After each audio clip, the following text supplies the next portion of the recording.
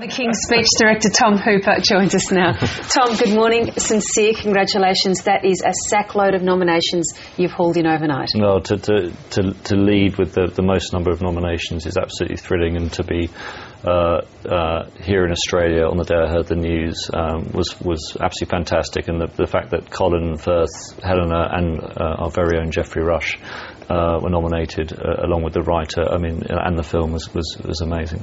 Give us a brief idea, a précis of the plot.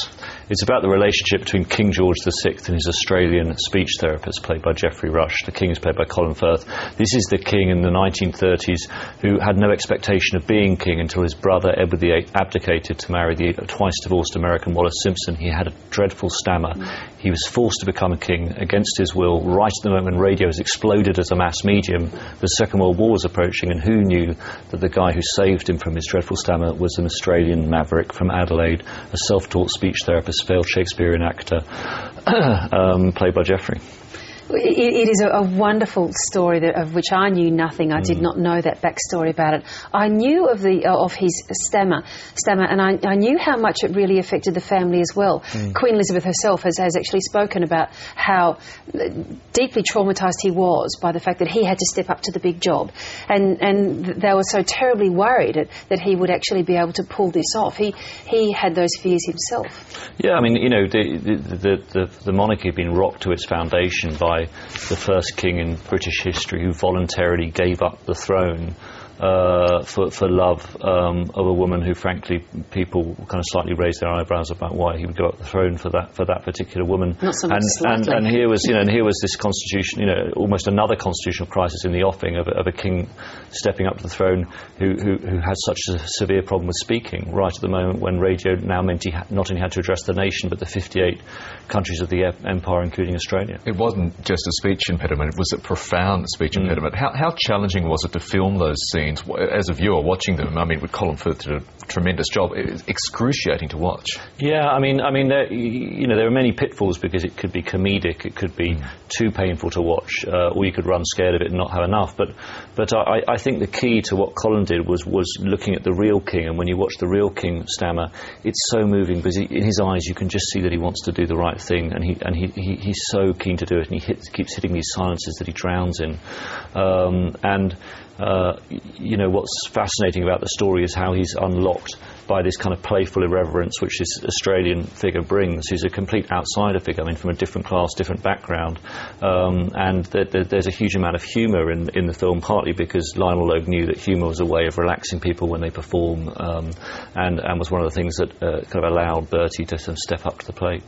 Did you have much contact, or any at all, with the palace and with the royal family in relation to making this biopic? Well, unfortunately, when you're making a film about an English monarch, the one thing you can't do is pop round to Buckingham Palace for tea with the Queen, and which would have been the most natural thing to go, I'm making a film about your father. About your father, that's right. I'd like to come round tomorrow at house 4 o'clock.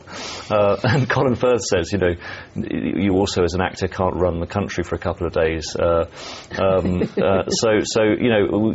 However, we got the amazing discovery that brought us closer to the story is that 9 weeks before the shoot, our production designer tracked down the grandson of Lionel Logue, who's called Mark Logue, who lives in London 10 minutes from where I live, and he had in his attic a set of handwritten diaries of his grandfather Lionel Logue's relationship with the King, which no royal historian has ever seen, no member of the royal family has ever had a look at, and I got it in my hand. So we have this first-hand account of the therapy that's completely new to the world. A year and a half ago, if you googled Lionel Logue, you'd get nothing, and now you'll get a lot of information about the Golden Globe. Good for you.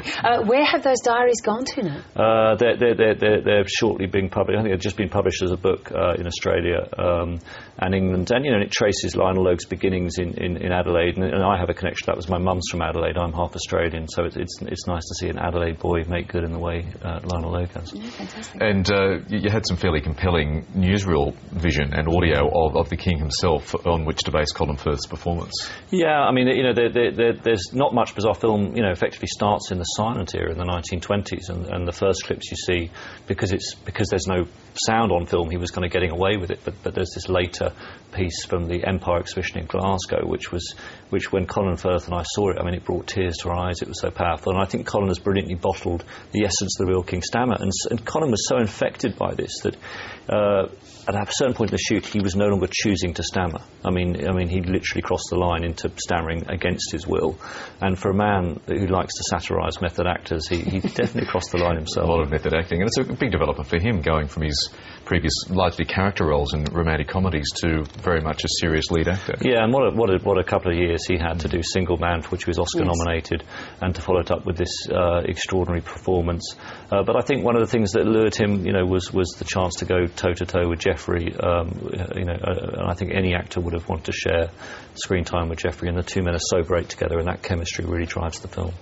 It's a terrific time for British acting at the moment, because you just have such an extraordinary array and depth of talent, from younger all the way through to older. And I guess you might not like the comparison, and I hope it doesn't offend, but just in watching the Harry Potter movies over the last few years, I've just been amazed at this roll call of British actors that they've been able to call on again and again for the most minor, for the most significant roles. Well, it's a smorgasbord, really. I mean, what I'm proud of is, in Harry Potter, let's just say you're well rewarded if you go on Harry Potter, and we were not able to offer the same rewards to big actors like Michael Gambon and Sir Derek Jacobi to come on our film. I mean, our film was a low-budget indie, Anglo-Australian movie, and it was, absolutely thrilling that that level of actor would come and support our movie. It's very much a who's who of British acting. I know. I mean, it's not only Colin Firth, Helen Bonham Carter. You've got Jacobi, Gambon, Jennifer Ely being reunited with Colin Firth after many years. Anthony Andrews, who you'll remember from Brideshead Revisited. Timothy Spall, who I've worked with before. But also, let's not forget, your very own Guy Pearce, who comes, who plays Edward VIII. And Guy Pearce arrived off the plane from Australia, having nailed the 1930s royal accent to such a degree that Colin took me aside and said, "Oh, Guy's got it better than I have." I know. And he said, "I'm going to have to pull my socks up." And I said, "I know." You're a mean director. Well, look, you could say, why would you cast Derek Jacobi, who played television's most famous stammerer in I, Claudius, to share screen time with Colin Firth? And I would answer, it just put a little bit more pressure on Colin. After hopefully bagging a swag of Globes and who knows Oscars, what's next for you? I hope to be shooting in the late spring with a passion project I want to do for 10 years, which I can't reveal yet, but watch this space. Tom Hooper, a pleasure to meet you. We hope they go all the way through these nominations. Thank you so much. Good luck. Thank you. Thank you.